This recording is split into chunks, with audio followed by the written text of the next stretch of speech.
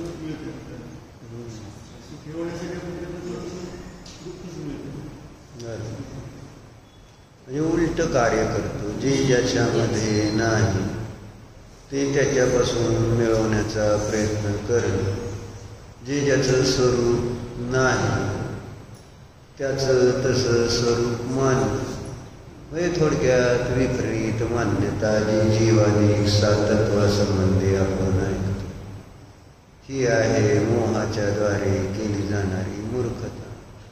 जीवतत्वाला अजीवतत्व मानणं, अजीवतत्वाला जीवतत्व मानणं. शेवडालीमध्ये आलं, दुसऱ्या डालीमध्ये जीवादी प्रयोजन भूत तत्व सर्वधैर्यमाही पर्यंत. स्वस्ती कुठे गेली? बाकी बोलवतं गावाला जाताना इकडे तिकडे शास्त्र झाल्यानं बोलवत आहे. फोन केला का त्याला? केला. तर काय म्हणलं त्यामध्ये ते सांगतात का नाही, मैं सुखी दुखी मैं रंग राव, मेरे ग्रह धन प्रभाव, मेरे सुतती मैं सबल दीन, बेरूप सुगम रग प्रवीण, तन उपजत बनी उपज जान, तन नशत आपको नाशमान. जीवाजीव तत्वासंबंधी विपरीत मान्यता सांगते. जीव काय आहे? जीव चेतन स्वरूप आहे, ज्ञान स्वरूप आहे. चेतन तो है उपयोग रूप. चेतन कसा आहे? आत्मा कसा आहे? जीव कसा आहे? तो उपयोग स्वरूपी आहे, ज्ञान स्वभावी आहे, आनंद स्वभावी आहे, जड स्वभावी नाही. उद्गल स्वरूप जीव नाही, कर्मस्वरूप रागद्वेष जीव नाही, संयोग्य आहे त्यानं जीव नाही. जीव नाही ना तसं. आणि मोहाने काय केलं? मोहामुळं काय मानतोय?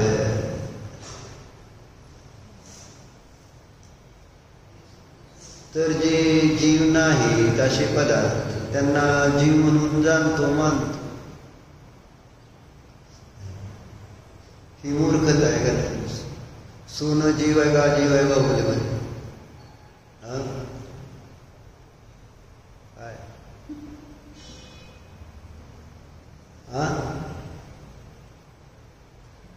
कॉन्फिडन्स आहे का नाही? काय जीव आहे, फुल कॉन्फिडन्स. जीवच आहे, दुसरं काय. ते नष्ट झालं तर तुम्ही जगणार का मरणार? आणि जे आता तुमच्याकडे 10-20 किलो काय असेल आणि ते सगळं आहे ना रेट टाकली घेऊन गेले सगळे टॅक्सवाले, तुमच्याकडे काय सापडलं नाही कागदपत्र, किंवा चोरांनी नेलं किंवा काय आग लागली त्याच्यात सगळं नष्ट झालं असं समजून तुम्ही वाचला, मग तुमच्या जगण्यात काय अर्थ आहे का?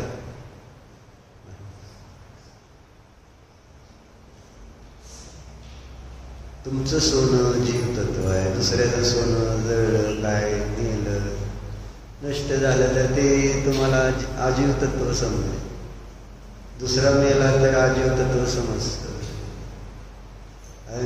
आपण मरायचं म्हटल्यावर आपल्याला कळते का? शरीर जरी वियोग होणार असेल तरी मी नष्ट होत नाही. दुसऱ्याचा वियोग झाला शरीरातून तर आपण सांगतो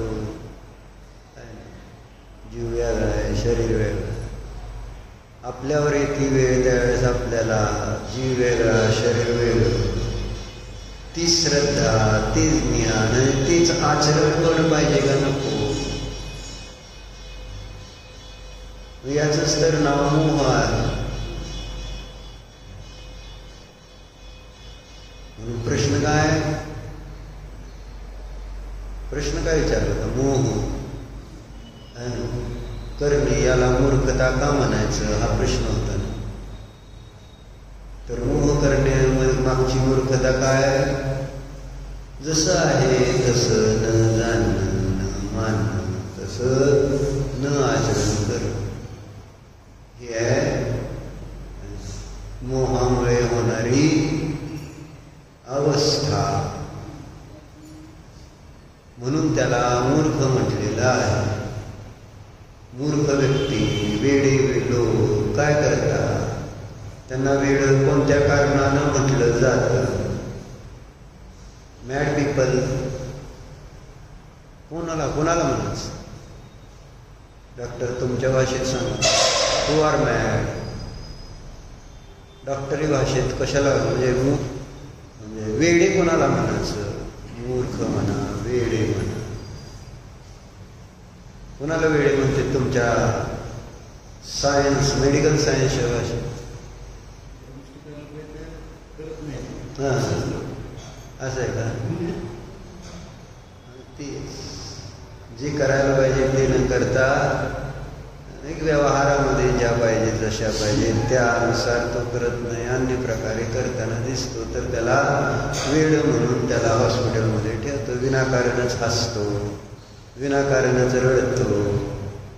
याच्यामुळंच त्याला वेळ ठरवलं जातं ना. काही बाहेर कारण पाहिजे ना रडण्यासाठी, हसण्यासाठी, बोलण्यासाठी, कुठलं तरी एखादं आहे ना कार्य करण्यासाठी त्या क्रिया केल्या जातात, तसे परिणाम भाव केले जातात. आणि तसं काही बाह्य कारण नाही.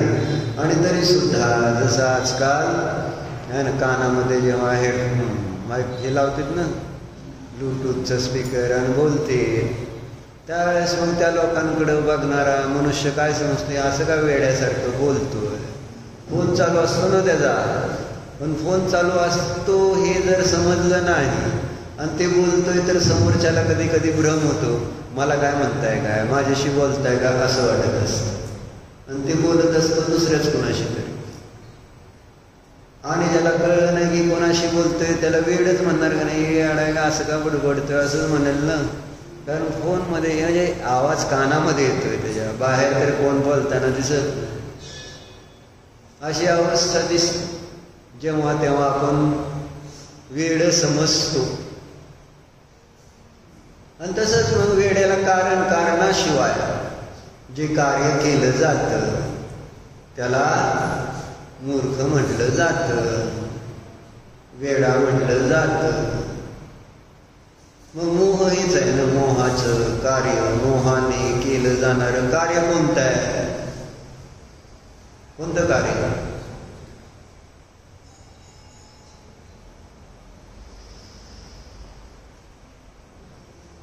हे राग द्वेष, तेच तर सांगितलं ना, मी सुखी दुःखी हे जीवाचं स्वरूप नाही. मी रागी द्वेषी मोही हे माझं स्वरूप नाही, माझं ते काम नाही. अकारणच राग द्वेष मोह करतो, गरज नसताना करतोय. कशावरून? मग त्यागींना बघितलं तर लक्षात येतं की राग द्वेष मोह करायला पाहिजे तसं काही नाही आहे संसारात. आमचे गुरु आपण जेव्हा बघतो आपण त्याच गोष्टी त्यांच्याजवळ समोर आहे, पण त्यांना त्याच्याप्रती रागद्वेष मोह होत नाही. धन असू दे, कुटुंब परिवार असू दे, नाहीतर शरीर असू दे किंवा भोग असू दे इंद्रिय विषयांचे, त्यांना त्याच्याप्रती रागद्वेष मोह होताना दिसत नाही. बरोबर आहे? म्हणजे त्या बाह्य वस्तू आहेत म्हणजे मला त्याच्याप्रती रागद्वेष मोह केलाच पाहिजे असा काय नियम नाही ना. म्हणजे ते रागद्वेष मोह करण्यासारख्या गोष्टी नाहीत. त्या संबंधी कोणतेही विकल्प करण्यासारखे नसतात. पण मनात निलेशजी एक कल्पना केली आणि त्या कल्पनेला अनुसरून अनेक अनेक अनेक अनेक विकल्प आम्ही करत राहणार. काय आणि बघितलं जर हे शरीर सोडून गेलं तर ज्याच्या संबंध मी विकल्प करतो त्याचा पुन्हा पुढे सद्भाव आहे का? म्हणजे ते विकल्प कल्पना नाहीत का? इष्टोपदेशमध्ये श्लोक आलाच की तशी, निशामयती निशेष इंद्रजालोपमं जगत स्फुरत्यात्मलाभाय गत्वान्यत्र अनुतप्यते.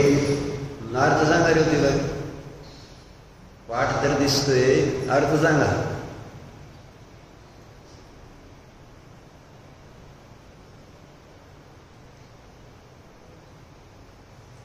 काय नाही काय अर्थ नाही याला काय? हीच प्रॉब्लेम आहे. तुमच्या सोन्याला अर्थ आहे आणि ह्या शास्त्रातल्या शब्दाला अर्थ नाही. शास्त्रातल्या शब्दाचा अर्थ असतो का नाही? येतं का तुला? नाही येत. निशामयती निशेष इंद्रजालोपमं जगत असं म्हणत. जग कसं आहे? जग कसं आहे? अशीच जग कसं आहे निलेशजी? इंद्रजाळाप्रमाणे असं सांगतात.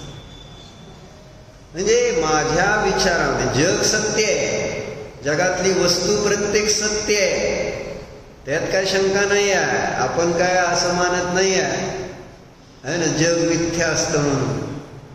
संसार सुद्धा आपण जो आहे तो आहे. अध्यात्म भाषेने खोटा म्हणायचं. कोणाला खोटं म्हटलंय? त्या वस्तू संबंधी केलेल्या माझ्या कल्पना खोटे. इंद्रजालोपमं जगत हे कुठं आहे? बाहेरचं जग इंद्रजालाप्रमाणे म्हटलं तर मग हे मोक्ष पण इंद्रजालाप्रमाणे होऊन जाईल. संसार जर एकांताने खोटा मानला तर मोक्ष पण एकांताने खोटं मानावं लागेल. आणि आपण इथं प्रत्यक्ष अनुभवतो. इथं सुख दुःख या सगळ्या अनुभवते या गोष्टी इथं व्यवहारामध्ये वस्तूला बाह्य वस्तूला निमित्त करून. इथं हे संसारातल्या वस्तू आहेत, एकांताने खोट्या नाही. परंतु त्या संसारातल्या वस्तूंसंबंधी माझ्या ज्ञानामधली जी कल्पना आहे मी माझ्या आहे ना, ती कल्पना इंद्रजालाप्रमाणे वस्तू वस्तूच्या ठिकाणी आहे. केवलींच्या ज्ञानात पण सगळ्या वस्तू जाणल्या जातात. संपूर्ण विश्व जे 6 द्रव्यमय आहे, 6 द्रव्य जीव बुद्गल धर्म आकाश काल ह्या विश्वामध्ये आहेत. नाहीतर असं म्हटलं इंद्रजालाप्रमाणे म्हणजे या जगात काहीच नाही असं थोडंच आहे. जीव आहे, पुद्गल आहे, धर्म आहे, अधर्मद्रव्य, आकाशद्रव्य, कालद्रव्य. जीव अनंत आहे, त्याहून पुद्गल अनंत आहेत. धर्मद्रव्य एक आहे, अधर्मद्रव्य एक आहे, आकाशद्रव्य एक आहे आणि कालद्रव्य कालानुद्रव्य किती आहेत? असंख्यात. अशी इतके त्या ठिकाणी द्रव्य या जगामध्ये आहे, वस्तू आहे. परंतु त्या वस्तू संबंधी मी जो विचार करतो तो माझा विचार काल्पनिक आहे. खरं बघायला त्याच्यावर आपण चिंतन मनन विचार करत नाही आणि म्हणून मग आपल्याला त्या सगळ्या बाह्य गोष्टी सत्य भासित होतात, खऱ्या वाटतात. बाहेरच्या गोष्टी खोटं वाटायचं काही कारण वाटत नाही आपल्याला. हीच तर मोहाची जादू आहे. खोटं नाही, खरं आहे. काय जे दिसतंय, जे मला वाटतंय ते सगळं खरं आहे. आणि हीच तर आपली आहे ना मुख्य अडचण आहे. हेच तर आपल्या मूळ दुःखाचं कारण आहे. प्रत्येकाचं वाटणं वेगवेगळं आहे. एकाच वस्तूबद्दल वेगवेगळ्या प्रकारचे विचार दिसून पडते. वस्तू तीच आहे. तुमची कल्पना त्या वस्तू संबंधी काय, तुमचा कर्माचा जसा आहे ना संबंध आहे त्याच्याशी. तुमच्या जसा कर्माचा उदय असेल, क्षेपक्षम असेल, त्यानुसार तुम्हाला ती वस्तू भासित होत राहते. कर्माशी एकत्व केलं, त्या कशांशी एकत्व केलं आणि त्यामुळं त्या विपरीत क्षेपक्षम ज्ञानानं मी तसं जे जाणलं तसंच मांडलं. आणि ते तसं मांडलं कसं, तर अनादि अनंत मानलं. हे पूर्वी माझं होतं म्हणून तर आचार्याने मिथ्या अज्ञानीचं लक्षण दिलं ना. ते पूर्वी माझे होते, मी पूर्वी त्यांचा होतो. ते आत्ता माझे, मी आत्ता त्यांचा आहे. ते पुढे माझे होतील, मी त्यांचा होणार. सचित्त अचित्त मिश्र द्रव्य संबंधी तीन काळा मधला जो परिग्रह आहे ना, तीन काळा संबंधी आणि तीन प्रकारच्या परिग्रहामध्ये अहम आणि मम, ते मी ते माझे. प्रॉब्लेम हे कल्पनेतनं बाहेर या, स्वप्नातनं जागं व्हावं लागेल. कुणी त्याला त्या दुःखातून मुक्त करू शकत नाही. जो झोपलेला आहे तो. आणि त्याला भयंकर स्वप्न पडलं तर त्याला त्याचं दुःख दूर करायचा उपाय काय? साधं आहे. स्वप्नातनं त्याला उठवावं लागेल, जागं करावं लागेल. आणि जागं झाल्यावर त्याला कळेल की बाबा हो हे सगळं खोटं आहे. काहीच नव्हतं. जे मला दिसत होतं, माझ्या मागं वाघ लागलाय, सिंह लागलाय, डाकू लागले, चोर लागले, आग लागले, काय जे स्वप्नात आलेलं असेल भयंकर, काय काय जागं झाल्यानंतर काय आपल्याला एकदम किती बिंदास निर्धास्त होतो का नाही? काय टेन्शन राहतं का? काय नाही, उगाच ही कल्पना होती. खरं तर किती आपल्याला रिलॅक्स वाटतं मग त्याच्यानंतर. भयंकर स्वप्नातनं जर आपण उठलो आणि आपल्याला बाहेर समजलं की तसं काही नाही आणि एकदम शांत मस्त असं होतं की हेच आहे ना.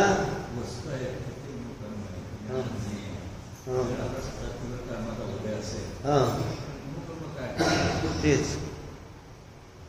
म्हणजे सांगायचं बरोबर. सांगायचा अभिप्राय काय की जोपर्यंत आपण मिथ्यात्वरूपी मोहरूपी निद्रेमध्ये झोपणार तोपर्यंत आपल्याला ही भयानकता त्रास देणार. मोह नींद के जोर सम्यजी जगवासी हूं मैं सदा, कर्म चोर चहुओर सर्वस्व लुटे सुध नहीं. म्हटलं नाही 12वाहनेमध्ये आपण म्हणतो नाही, मोह नींद के जोर. मोहरूपी निद्रेचा असा जोर आहे, असा जोर आहे, त्यामध्ये त्याला काहीही कळत नाही आहे. जगवासी घुमे सदा. या संसारातले जीव त्या मोह निद्रेच्या अधीन होऊन परिभ्रमण करतायत. वाक्यात वाचलं नाही, कितनी योनिया है, कितने शरीर के कुल है, कितने जगत के में लोक के स्थान है, कितनी कितनी बार कितने काय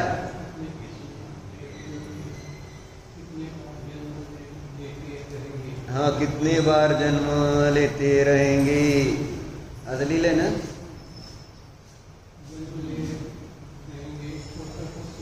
हाँ सोचो तो चेतन, सोचो तो चेतन. विचार तर करा, असं त्यांचं म्हणणं. आणि का हा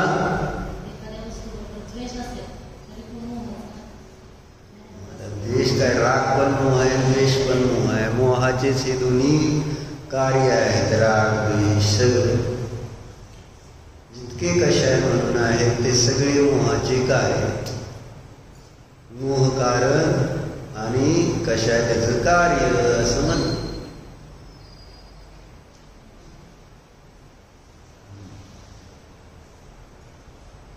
काय चाललं होतं, काय चाललं होतं समिती?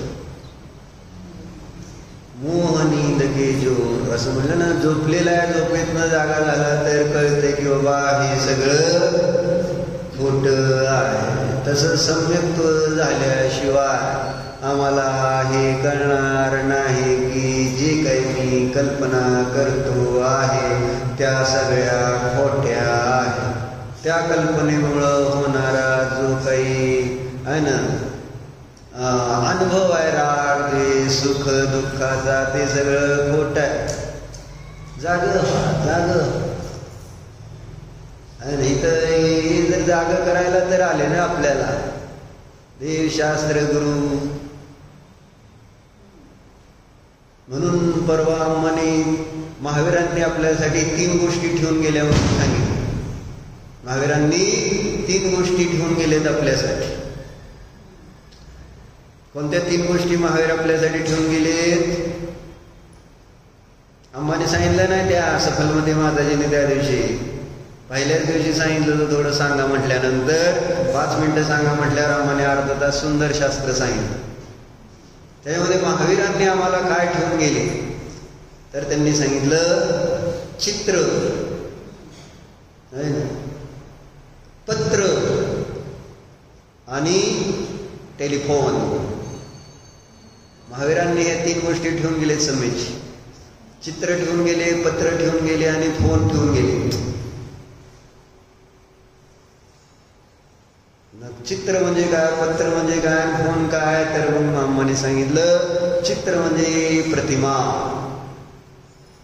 आहे, जी भगवंतांची प्रतिमा आहे, मूर्ती आहे ती, त्याला चित्र म्हटलं. पत्र म्हणजे आता येते तुम्हाला द्वादशानुजिनवाणी, ते ठेवून गेले महावीर आमच्यासाठी. आणि तिसरं फोन म्हणजे गुरु. करेक्ट, हुशार आहे. ते मधले फोनवरनं आपल्याला ते सगळी माहिती देतात ना त्या विषयांची. चित्राची आणि पत्राची माहिती फोनच्या द्वारे आपल्याला मिळते. गुरु आपल्याला त्या प्रतिमेचं स्वरूप सांगतात, त्या देवाचं स्वरूप सांगतायत आणि जिनवाणीमध्ये त्यांनी सांगितलेल्या जो उपदेश आहे त्याचं वर्णन करतायत. चित्र, पत्र आणि फोन हे तिन्ही आहेत आपल्याला कशासाठी? कशासाठी? कशासाठी? जाग जाग करणारी चर्चा ही जी चाललेली आहे. झोपेतनं उठणं, जाग होणं गरजेचं. काही करून जाग करावं लागेल. घराला आग लागल्यानंतर जर झोपतो म्हटला थोड्या वेळ, अरे झोपून चालणार नाही, चला बाहेर चला, नाही तर मरून जाचाला. पण त्याला सगळे प्रयत्न करून जाग करणार. कुंभकर्णाला जाग केलं नाही त्यांच्या रामायणामध्ये, कारण आता त्यांचे योद्धे सगळे संपत चालले. इतर मताचं रामायण होतं आणि कुंभकर्णाला तो शाप मिळालेला 6 महिने झोपायचं, 6 महिने आणि जाग राहणार. आता ते आपण कथा ऐकतो. मग आता योद्धे संपले, आता कुंभकर्णच राहिला आणि त्याच्याकडं जरा विक्रिया ती शक्ती त्याला मिळालेला वरदान, ते तपस्या वगैरे केल्यामुळं. आणि मग उठवायचा प्रयत्न कसा केला त्यांनी? सांगितलं होतं असं मधनं उठवलं तर मरून जाईल ती वगैरे, पण जाऊ दे, मी याला तर मरू दे, पण आत्ता गरज आहे त्याची. जर आत्ता जागा झालं तर आपण रामाच्या विरुद्ध युद्ध जिंकू अशी रावणाची आशा होती. आणि मग त्याला उठवण्याचे प्रयत्न आपण बघितलेले आहेत. रामायण ज्यांनी बघितलंय, मग त्याच्या पोटावर हत्ती काय, त्याच्या कानाजवळ नगारे काय, चांगल्या चांगल्या भोजनाचा वास काय आहे ना, किती सगळे उपाय, त्याला भाल्याने टोचलंय काय, आहे ना, असं सगळं दाखवलेलं असतं का, आणि ते असा घोरत असतो, झोपलेला आहे. काही केलं तर जाग करावं लागणार आहे हे रावणाला माहिती होतं नाही त्या, आणि म्हणून सगळे उपाय करून त्याला जाग केलं. तसंच इथं आहे की आपण आपल्याला स्वतः उठायची आपली तयारी पाहिजे. आपण उठायचीच तयारी नाही ठेवली तर बाहेरनं देशशास्त्रगुरु प्रयत्न चाललेला आहे जाग करण्यास. उठ मुला पहार अशा आम्हाला कविता होती पहिली दुसरी कुठेतरी. उठ मुला जाग हो, प्रकाश काका जागे व्हा असं म्हणते.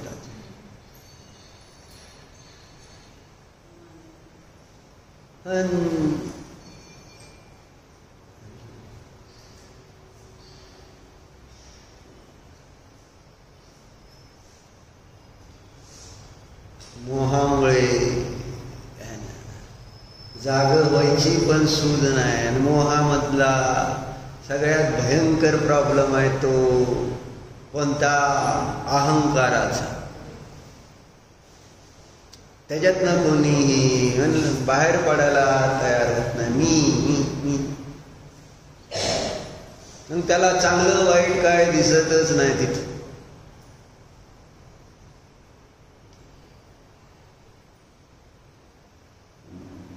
म्हणून एक घटना इथं वाचली. एक चांगला मनुष्य असतो काय, सेनापती, आणि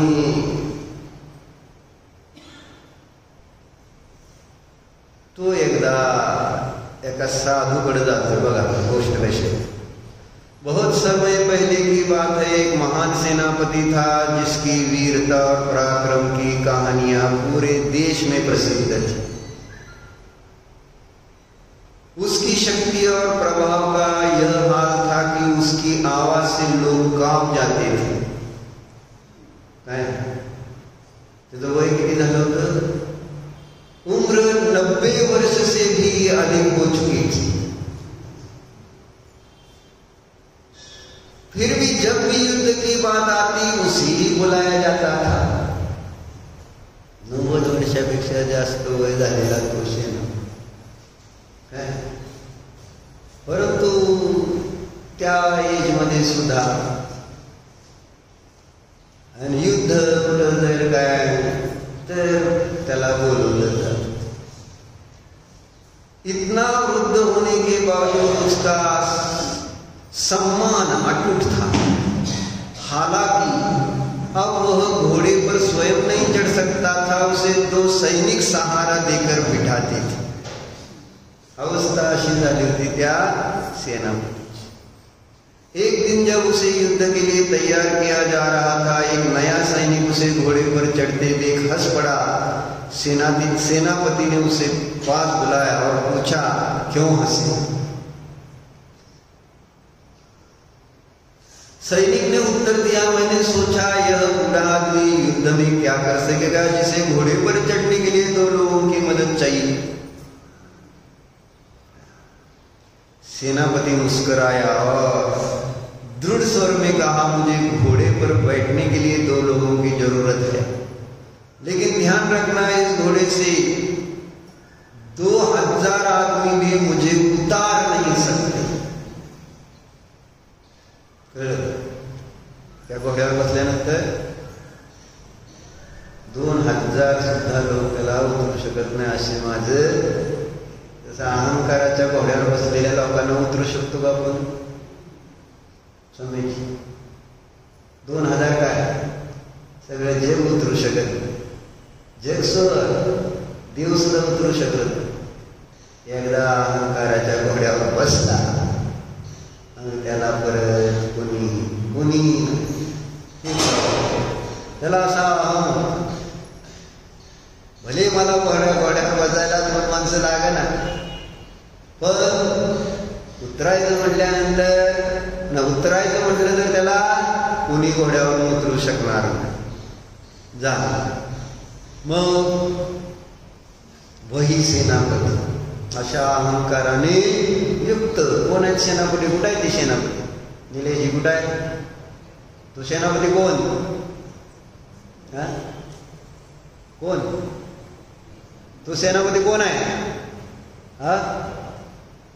मी म्हण, आपण म्हणून. आपण म्हटलं की सगळीच म्हणणार अरे मी नाही ना पण त्यातला. तुम्ही असला तर मला माहित नाही. पण आता इथं चालली चर्चा आपली की त्या सेनापती प्रमाणे आमच्या सगळ्यामध्ये तो मरलेला आहे का नाही? काय श्रुती? आम्ही उशिराच येणार. आम्ही काय 9ला येणार, 8:30 पावणे 9ला येणार ना. अहम आहे का नाही? दुपारी शास्त्राला येणार ना. संजनाताई, शास्त्र कितीला का सुरू होईल? आम्ही आमच्या वेळेलाच येणार. हे आमचं बघ आहे का नाही? उशिरा येणार आहे. जय श्रीकृष्ण. श्रेणीबाई बरोबर आहे. आमचं ठरलंय का नाही? आमचं टायमिंग हे आहे. तुम्ही काय कितीला सुरू करा आणि कितीलाही सोडा, आमचं हे टायमिंग. सगळे आपली आपली आपण इगोज घेऊन बसलेलो असं, बाकी काय. मग झालं त्याचा इगो काय? मी अशी माझी ताकद. 90 वर्षाच्या पुढचा मनुष्य बरं का घोड्यावर बसता येत नाही. म्हातारा झालं तर इगो सुटतो काय? सुटलाय का? बाहुबली वय झाल्यावर इगो कमी होऊन जातो का वाढत जातो?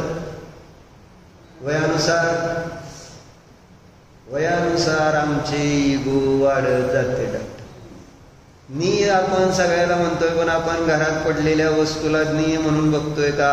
ज्यांनी टाकले त्यांना निय म्हणून बघतोय का? त्यांच्या प्रती राग द्वेष होते. नीट जागेवर सगळ्या वस्तू जागेवर पाहिजेत, व्यवस्थित पाहिजे, स्वच्छ पाहिजे, सगळं आहे ना. आणि करत नाहीत. तुम्ही करायचं आणि विकल्प करायचे. करायचं मी न्यात आहे. तोंडानं म्हणून काय होणार? न्याता आहे तर न्याता म्हणजे इतकी सहजता पाहिजे सगळ्या गोष्टींमध्ये. कुठेही तिथं आपला 12 वर्ष नापास केलं का नाही त्या विद्यार्थ्याला? धनुर्विद्या शिकणारा तो जपानमधला 12 वर्ष शिकला पण नापास केला. बरोबर नियम मारून धरत होता बरोबर. म्हणजे त्याला कळलं नाही काय भानगड आहे. शेवटी कट्टाळून निघून चालला होता. जेव्हा निघून चालला त्यावेळेसच त्यांनी बघितलं जे गुरु होते ते मुलांना शिकवत असताना ते जेव्हा ते धनुष्य उचलले तर मी उचलणारा नाही. त्याच्यामध्ये कर्तृत्व भाव दिसला नाही. बाण लावला त्या धनुष्यावर तर तिथं पण कर्तृत्व दिसलं नाही किंवा मी धनुर्धर, मी आता बघा कसा बाण मारतो, मी आता चेअरमन, बघा आता मी कशी शाळा करून दाखवतो. शाळाच करून दाखवणार तुम्ही. म्हणजे शाळा करायला हुशार असतो ना आपण. म्हणजे शाळा म्हणजे हुशारी बरं का. बरोबर आहे का? मी आता कसं करून दाखवतो. प्रत्येकाला हे मी काहीतरी वेगळं करून दाखवतो. मला आता चेअरमन केले पोस्टर लावलेत का नाही? बघताना कसं वाटतंय? बघा बाहुबली आता पोस्टरवर गेले म्हणजे आपल्याला फ्लेक्स भारी वाटतं का नाही? सत्कार केला, सगळ्यांनी हार घातले. म्हणजे फिलिंग काय तुमचं? एक मुलाखत घेतो तुम्हाला कसं वाटतंय आता? म्हणजे शास्त्राच्या वेळेस म्हटल्यानंतर वेगळं आहे, पण बाहेर तिथं विचारल्यानंतर गुड फिलिंग येते की नाही?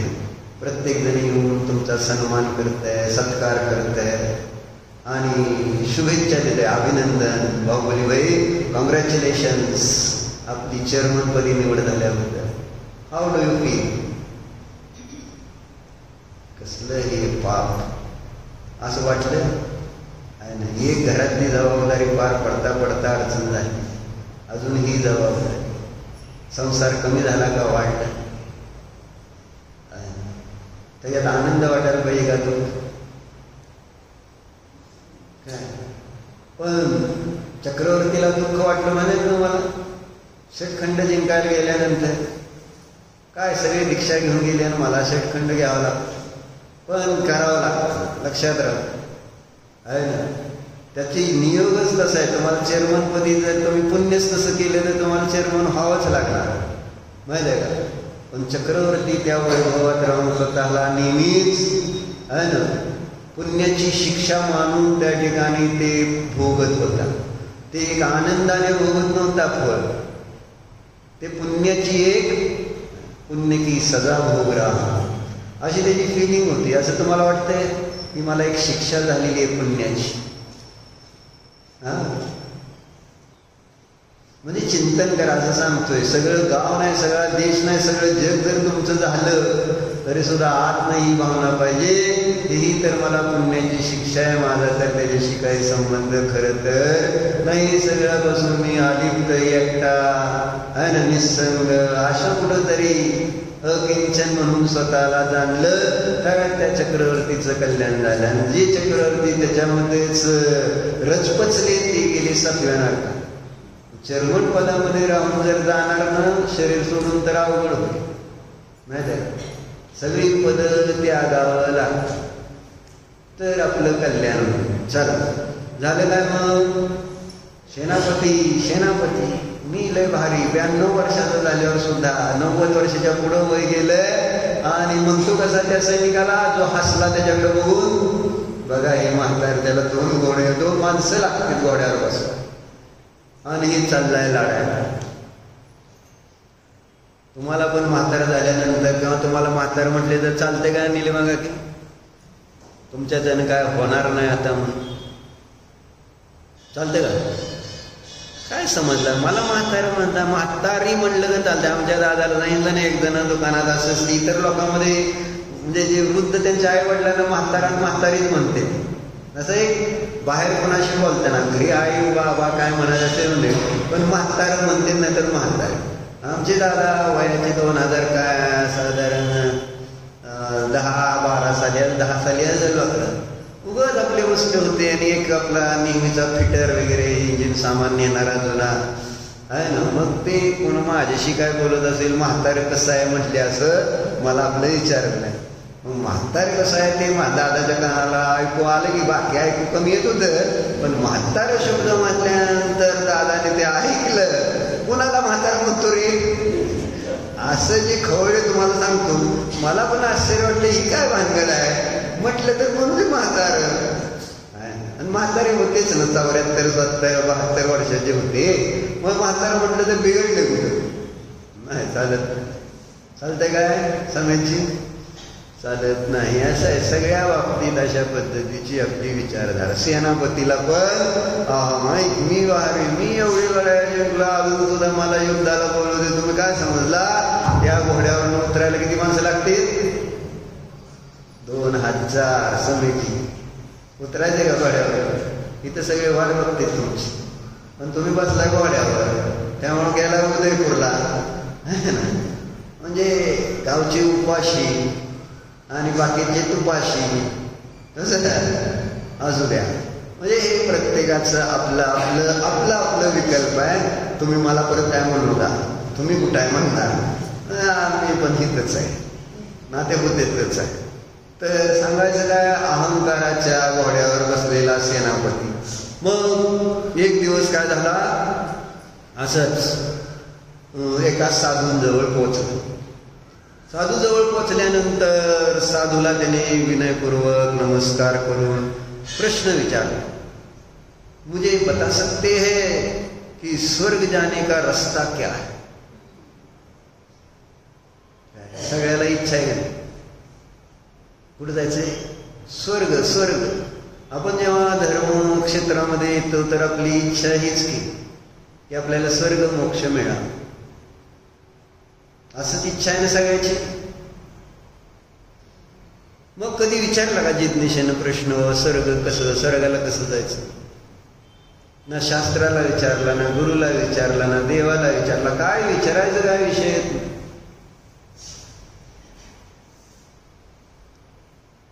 कारण मला जायचंच नाही आहे खरं.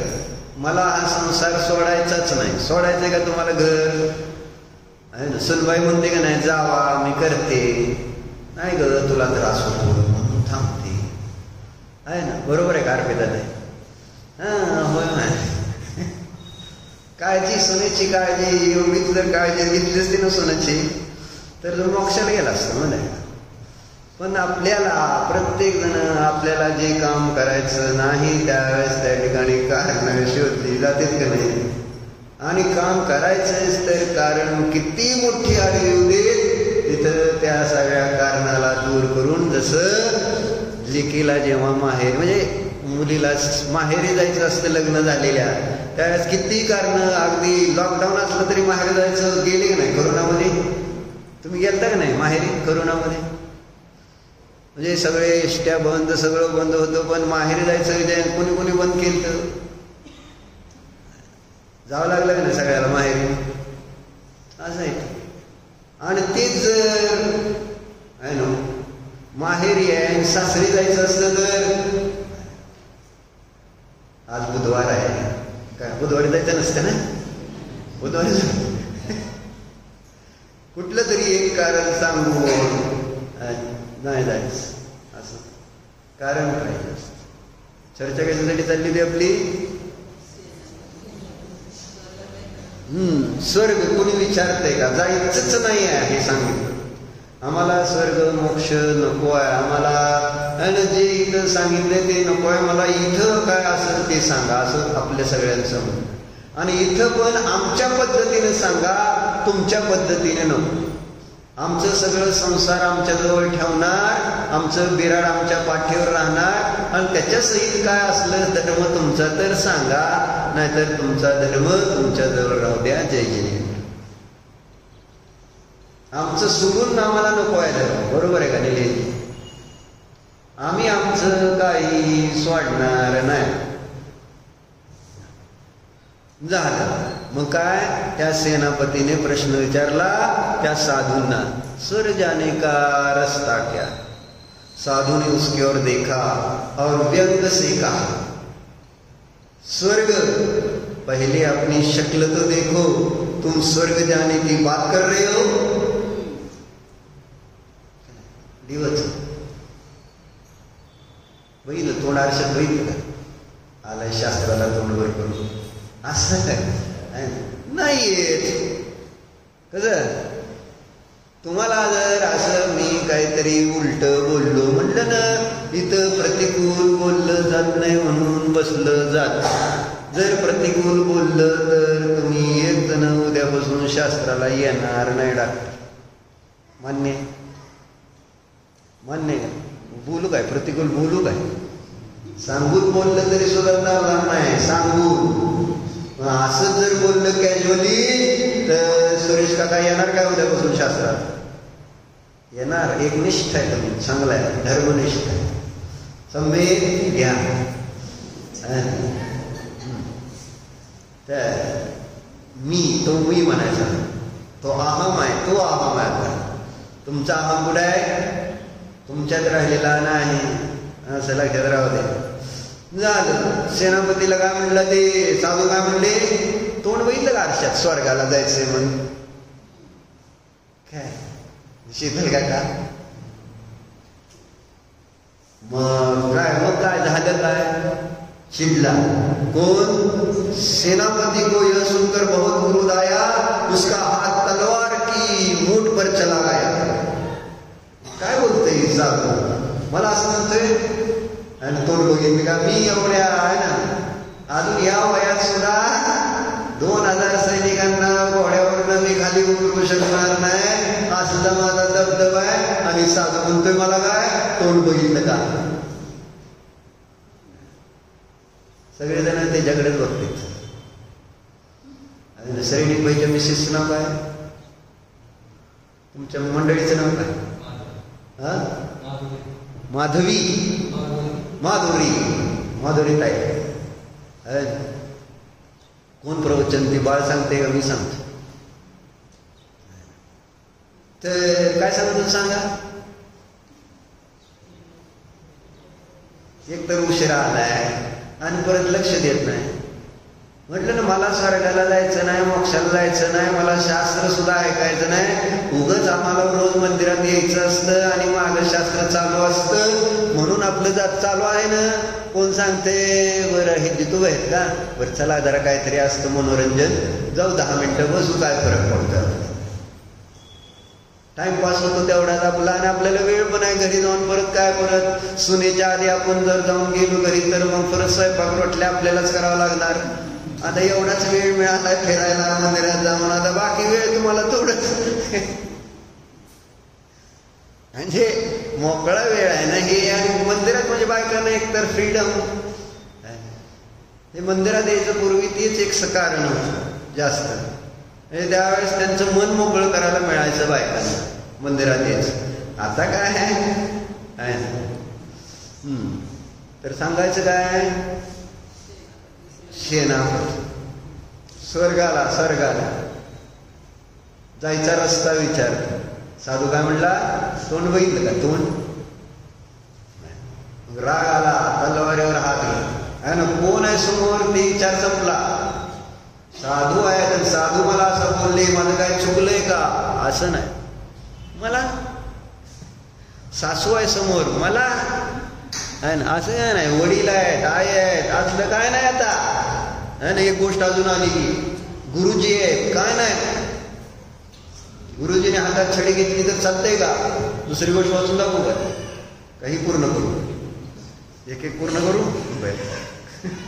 ती पण मला अगदी इतकं फील करणारी गोष्ट आहे. म्हणजे मोठ्यांचा विनय नावाचा काही प्रकार राहिला नाही, अशी अवस्था झाली. असू दे, आता समोर म्हटलं ना, अहम दुखावल्यानंतर समोर कोण आहे याला काही नाही. त्या सेनापतीचा अहम दुखवला सुजाता गुण झालं काय. साधू सुद्धा नाही. साधूला विचारायला आलाय मला स्वर्गाला जायचंय, त्याचा रस्ता कोणता आहे. आणि साधू जेव्हा त्याला म्हणतोय तोंड बघितलं का, तर काय करायला पाहिजे आपण, माझं काय चुकलंय महाराज, तुम्ही असं का म्हणा, काय चुकलं असलं तर क्षमा करा, मी बदलतो. हे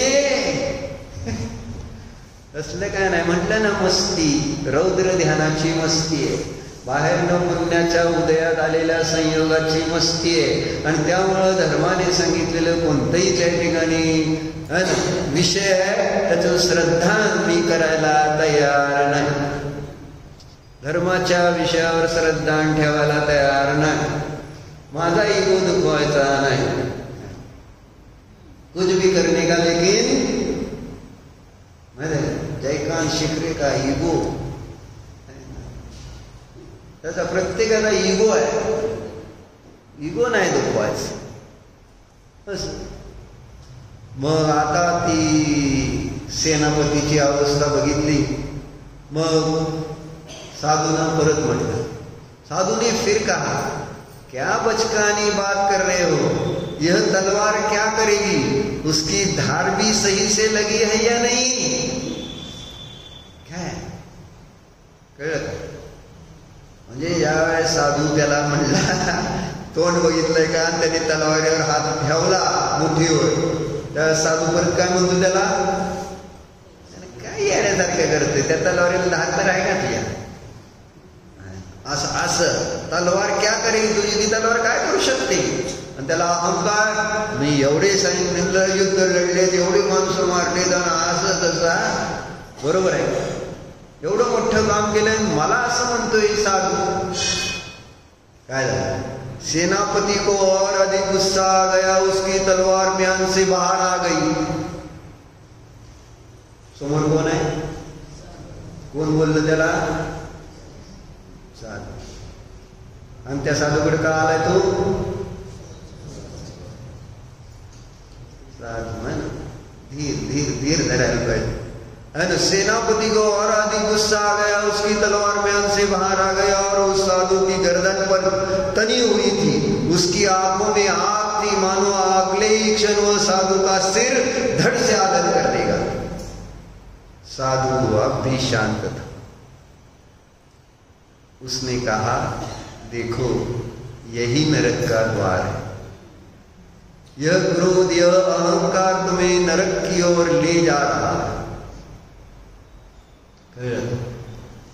काय, अहंकार, क्रोध, हेच तर तुझ्या नरकाचं द्वार. तिथं त्या सेनापतीला त्या साधूने शांत चित्तानं संबोधन केलं. सेनापती ठिटक गया एकदम, है ना, काय म्हणते ते साधू, नरक कुठं आहे. उसे एहसास हुआ कि वह अपने क्रोध के वशीभूत होकर क्या करने जा रहा था. उसका होश लौट आया. मोहामध्ये, अहंकाराच्या नशेमध्ये चर्चाही चालली. कळत नाही काय करतोय काय नाही. कळतं का निलेश? सम्यकजी कळतं का काय चाललंय? काही कळत नाही. मग साधूने त्याला संबोधन केलं. संबोधन केल्यानंतर एकदम ते जागलं. हर आणि मी काय करतोय? साधूलाच मारायला लागलोय. उसने तुरंत तलवार वापस म्यान में डाल ली और सिर झुका लिया. साधु मुस्कुराया और कहा, अब देखो यही स्वर्ग का द्वार. स्वर्ग, श्रद्धा, अहंकार सोडला आणि झुकला, त्यावेळेस तिथं त्या स्वर्ग मोक्षाचं द्वार उघडणार. आणि आम्ही इथं सगळेजण येणार त्या मोहाला, त्या अहंकाराला, त्या कर्तृत्वाला घेऊन इथं बसणार. आणि मला स्वर्ग द्या, मोक्ष द्या. कुठून मिळणार? तुमच्या अहमला थोडी ठेस पोचली, तुमच्या मोहाला थोडी ठेस पोचली, तुमच्या परिग्रहाला, तुमच्या कोणत्याही कशाला थोडीशी जरी ठेस पोचली तर तुम्हाला चालत नाही. बघितलं नाही आपण त्या दिवशी? आज आता बघतो परत एकदा. पहिलं गिऱ्हाईक दान करायचं. पहिले जेवढं गिऱ्हाईक होईल जेवढ्या पैशाचं तेवढं दान करायचं. चालतंय का? आज अजून नाही ना, अजून सोडायची तयारी नाही. आणि मला स्वर्गाचा द्वार द्या. कशाचं द्या? म्हणजे इथं माझ्या अंतरंगातले मी कशा लोभ कशा सोडायला तयार नाही. आणि मला पाहिजे काय डॉक्टर? अहम सोडा, अहम सोडा. अहम सोडल्याशिवाय नाही तर समोरच्याला अहम नाही तुम्हाला वाटतंय? तुमच्यापेक्षा जास्त असतो. तुमचा जेवढा अहम त्याच्या डबल अहम समोरच्यामध्ये. काय अशी जादू असते त्या अहमाची. तुम्ही एक पट केला ती दुप्पट करतो, तुम्ही दुप्पट केला ही चौपट करणार. असं पट्टीने वाढत जातो इगो. म्हणून नवरा बायकोची भांडण होते का नाही? शिल्पत आहे. कशावर ना काहीच नसतं, सगळं सुख आहे का नाही, तरी भांडतो का नाही आपण? काय संबंध आहे भांडायचा? काय तुला खायची प्यायची अडचण आहे, तुला राहायची अडचण आहे, घरात काय म्हणजे कुठली अडचण आहे घरामध्ये जेणेकरून भांडायला पाहिजे तुम्ही नवऱ्याशी? एक तर कारण सापडेल का नवऱ्याशी भांडायचं? पण भांडल्याशिवाय राहता का? आणि त्याचं कारण अहंकार है ना. तो अहंकार आला म्हणजे कुठून? मोहातून. मोह चर्चा तिथून चालली तर ना. मोहाने केलेली मूर्खता आहे. आणि ती मूर्खता आहे परद्रव्यामध्ये, परभावामध्ये केलेला अहम. सोडा ना. मी न्यायक आहे जर आपण म्हणतोय तर खरंच न्यायक रूपाने परिणत व्हा. तुम्हाला झाली भावना एखादी वस्तू उचलून ठेवायची, जर उचलून ठेवली त्याच्यामध्ये ह्यांनी का टाकली, त्यांनी का ठेवली, ह्यांनी का घाण केलं, ह्यांनी इकडे यायचं नाही, त्यांनी तिकडे जायचं नाही, ह्यांनी हे करायचं नाही, त्यांनी. अरे च्छा, तू तुझं काम कर. कुणी काय करायचं कुणी काय नाही करायचं हे ठरवायचं आपल्या हातात आहे. काय निलेश पाहुणे? आपण काय करायचं हे आपल्या हातात आहे. पण आपल्याला सांगितलं तर ते आपल्याला कळलं नाही तर दुसऱ्याला कसं कळणार? तू हे काम कर, मी तुम्हाला सांगितलं निलेश पाहुणे. मग तुम्ही ऐकायला तयार आहे? मीच ऐकायला तयार नाही. माझं म्हणणं आहे बाकी सगळ्यांनी ऐकलं पाहिजे. काय ऐकणार? काय ऐकणार? का गार पिता? काय ऐकायचं कारण आहे? बरोबर आहे का? म्हणजे माझा ऐक, पण सासूचं ऐकायचं नाही अजिबात. सांगतो तुला. म्हणजे तात्पर्य हे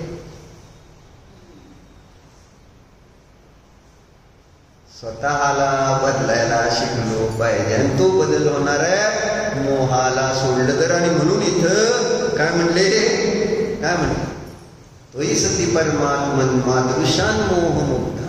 हे प्रभू, तुम्ही असताना मी माझ्यासारख्या मोहाने मुक्त असणाऱ्या जीवाला का बरं पूजू भजू, त्याचं आचरण भक्ती करू, स्तुती करू? मी नाही करणार त्या मोही जीवांची भक्ती स्तुती.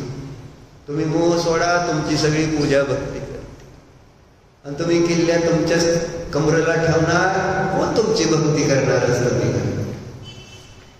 सगळं स्वयंपाकघरातलं कर्तृत्व तुमच्याकडंच. का आणायचं तुम्हीच ठरवायचं, काय करायचं तुम्हीच ठरवायचं. मग असं केल्यानंतर असं असतं का नाही बायकांचं? बाहुबलीबाई कुणी ठरवायचं सगळं? आणि ते कुठून आलं? कुठून आलं? I am the boss and boss is always right. दिवस बदलते, दिस येतील आणि दिस जातील. असं आहे ते. कवी साजवी होती असं होऊ शकतं. परत ते होणार चर्चा यासाठी. म्हणून त्याला आपल्या पर्यायांमध्ये आपलं कल्याण करायचं. त्यांनी काय करावं? काय करावं? मोही जीवांची भक्ती करू नका. म्हणजे काय करायचं? मोही जीवांची सेवा करू नका. भक्तीचा अर्थ होतो सेवा.